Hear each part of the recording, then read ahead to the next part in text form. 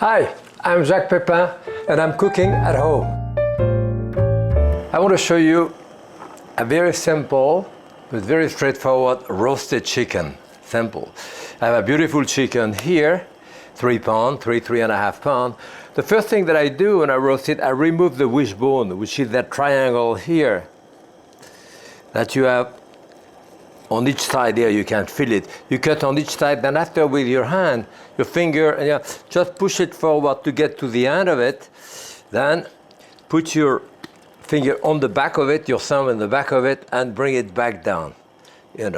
So this is that wishbone here, which is really here, and it's a pain in the neck texturally. When you do the carving in the dining room, it's in the way, so I always remove it. Same thing with turkey, duck for that matter. Make sure that when you buy it, you have enough that you have a bit of a skin here.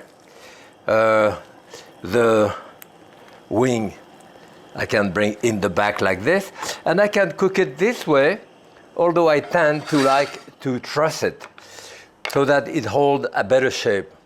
And what I use here is butcher twine, don't use something in plastic.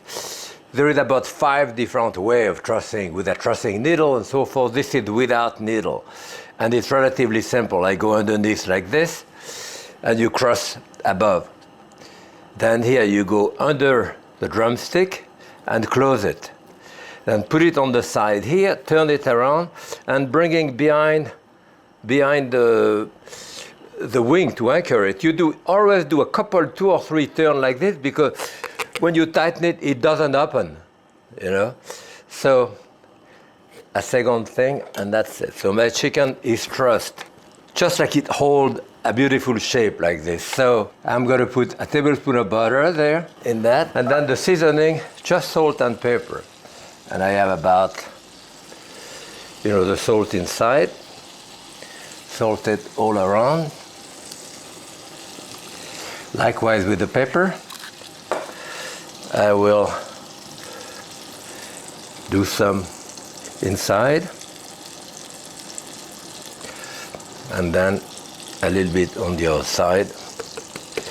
And I like to start it on the side. See, this is the leg is always longer to cook than the front. So I like to cook it this way, like 20 minutes on this side, then 20 minutes on the other side. And finally, 20 minutes turning it, and at that point I can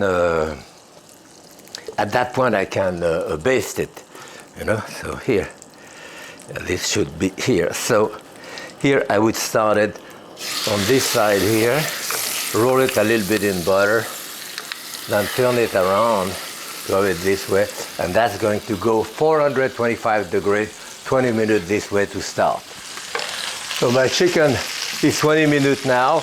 Never go into the breast or whatever, but at the junction here, I go from this side to this side. And as you can see, this side is now beautifully brown. Yeah, so I'm putting on this side for the next 20 minutes. 20 minutes on the other side, and now again I go on the side. And now here is my chicken. Now I put it on the back. Remember, all that time it was turned upside down. I didn't really have to baste it because the juice was going down. And that's why I put it this way. Now, from the gas, so now we start basting it. So, start basting it. So every 3-4 minutes, 5-6 minutes. So you want to baste it a couple of times. It will go there for another 20 minutes. For a total of 1 hour.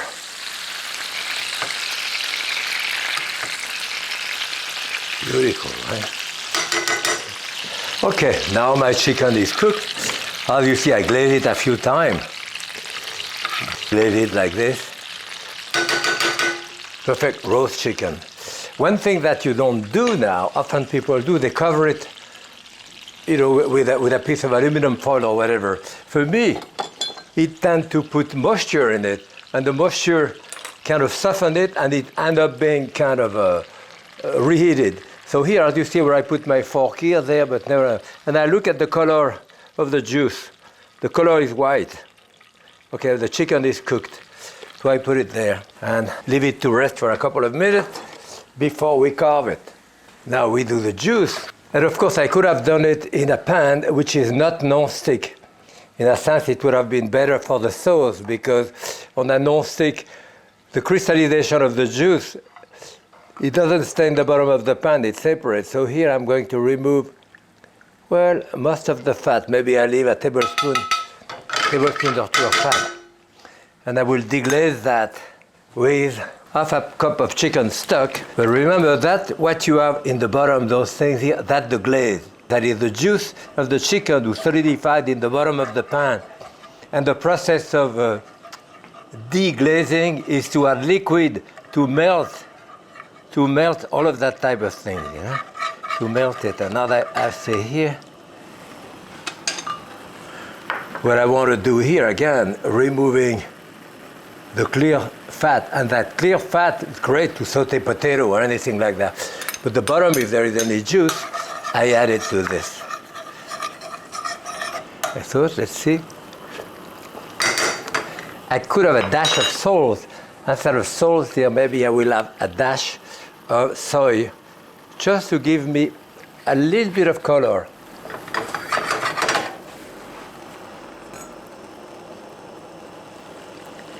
Okay.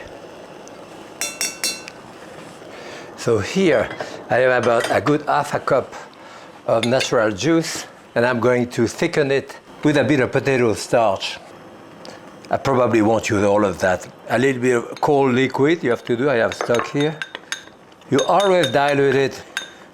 As soon as that mixture touch the liquid, is thickened on contact. That's why you don't really have to worry that much about how much you put. I put some in it, stir it, and I look at it. Maybe a little more.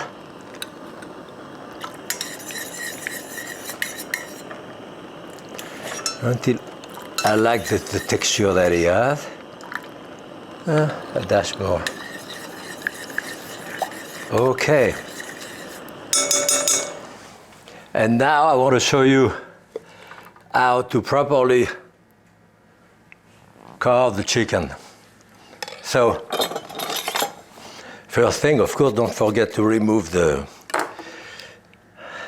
twine, you know. This used to be done in the dining room, you know, with a fork and a spoon. At that point, you would go on the side, cut the bone here, the skin rather, break it at the bone, it comes out. As you can see, the chicken is perfectly cooked. The other leg, in the same way.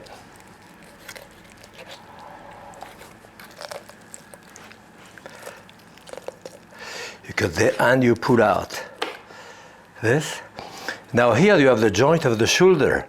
So I look for that joint here, which I have right there, and I cut a piece of the breast. I mean, most of the, and again, you pull out this. Same thing on the other side. Again, the joint. I go down. You do the same thing with a uncooked chicken, you know. Be exactly the same thing, the same process. And then pull out.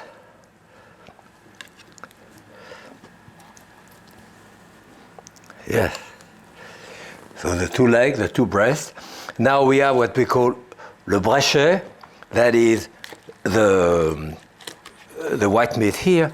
You cut on this and you pull it out. You know, it should come out of the bone pretty easily because it's cooked. You know, as you can see, it will come out, and you're left with the whole carcass like this. And the presentation used to be this, you know, it would be presented this way. The carcass back in, you know, the bone back on top, the wing, the other wing, one leg, the other leg, That was a nice presentation. Usually, all right, serve with a bunch of watercress. I have a beautiful bunch of watercress here. I will only use the top leaves, and of course, this will make a great watercress soup. So, presentation of watercress this way. And of course, we have the juice that we have here, the classic